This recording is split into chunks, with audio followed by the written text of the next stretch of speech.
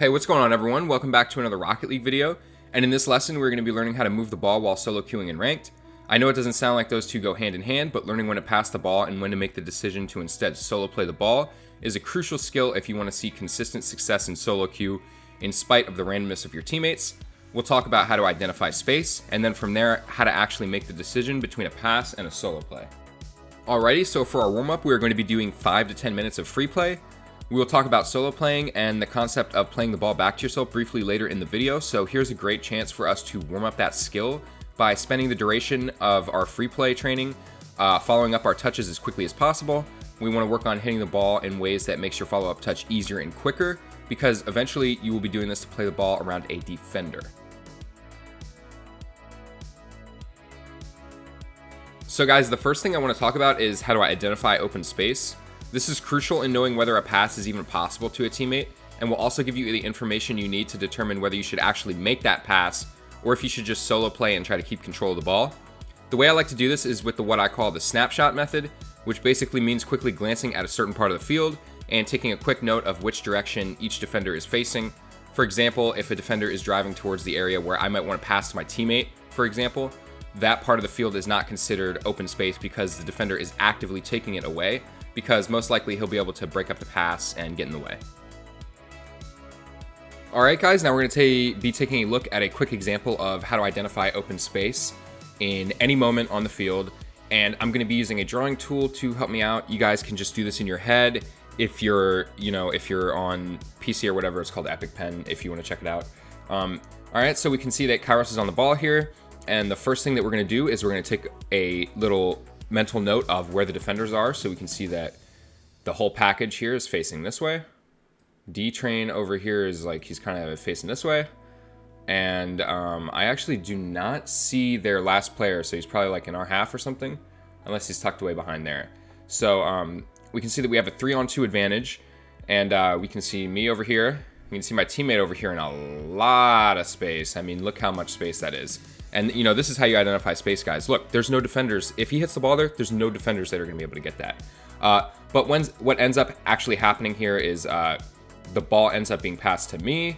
And, you know, from there, it's a good attack on net. And you can see that there's really no one guarding the wall either. With the way that these players are facing, they're not going to be able to intercept a pass that goes up to the wall. And I'm just going to let this play out really quick for you guys, so you can see that this pass actually does come through and it's a decent attack on net.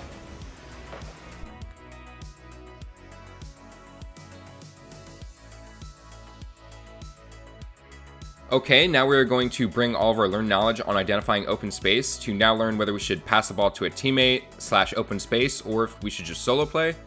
The key thing that we are adding here to look for during our snapshot while looking for space is a quick glance at our teammates. We want to see if they're in position to go for our pass, if the pass isn't directly to them and is instead to open space, right? Which sometimes will happen. You're not always going to be able to pass the ball directly onto your teammate's car. Sometimes you have to lead them. You know, everyone's going fast. This is a fast game. And you want to make sure that you lead them into open space so you don't give the ball to the other team, right? All right, guys, now we're going to go ahead and take a look at an example of making the decision to solo play or pass inside of one of my replays. Let's jump right in. So we can see in the situation right now that our good friend Jan XD here is on the ball.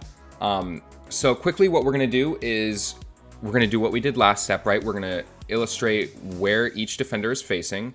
So we can see we've got a couple people going to the left side of the field, and then Strub over here on the right side is kind of like facing towards the wall. That's a really ugly arrow. Let's fix that, guys. Okay, and right before this, you guys are missing a little bit of context.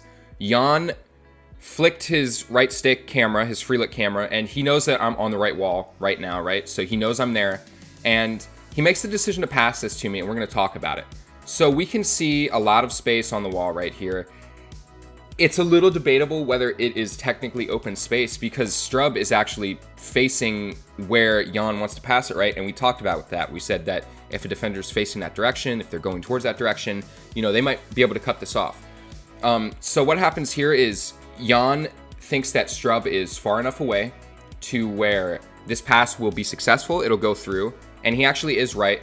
And I just want to emphasize, like, drawing these boxes mentally in your head during games, it sounds kind of silly, but it's really good to identify that open space. There's a lot over there. Yes, Strub is looking in that direction, but if we actually go ahead and play out the play, you can see that this pass actually does get through. I end up beating him. I try to play it mid, but, you know, there's not a lot of space to get a pass to our third. But that's just, you know, a little illustrator on whether, or how, excuse me, to make the decision whether the solo player pass. And now, if he thought that Strub was closer to this ball, he probably would have just solo played it, right? So that's where that decision would come in. Thanks for watching, everyone. And make sure to use my creator code Aero when subscribing to the app, as it really helps me out and shows that you guys like the content. Stay tuned for my next video. We're going to be talking about some really interesting stuff.